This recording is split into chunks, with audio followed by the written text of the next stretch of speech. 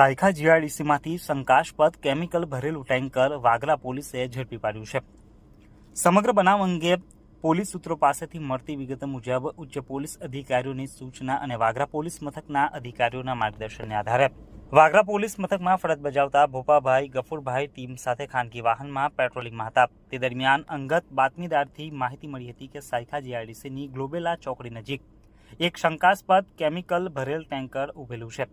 માહિતી મળતા જ ભોપાભાઈ પોલીસ ટીમ સાથે માહિતીવાળી જગ્યાએ જઈ જોતા ત્યાં એક ટેન્કર નંબર GJ6ZZ8021 મળી આવ્યું હતું, જ્યાં હાજર ચાલકને સાથે રાખી તપાસ કરતા ટેન્કરમાં 27 ટન જેટલું કેમિકલ ભરેલ હોવાનું જણાયું હતું। જે બાબતે ચાલક પાસે જરૂરી આધાર પુરાવા કે બિલ માંગતા તે રજૂ કરી શક્યો ન હતો, જેથી BNSS કલમ 35(1)B મુજબ ચાલકની અટકાયત કરી ₹10,27,000નો મુદ્દામાલ BNSS કલમ 106 હેઠળ કબજે લઈને કાયદેસરની કાર્યવાહી હાથ ધરી હતી। વાગરા પોલીસ દ્વારા આજે બપોરે 2 કલાકે આ કેસની માહિતી આપવામાં આવી હતી।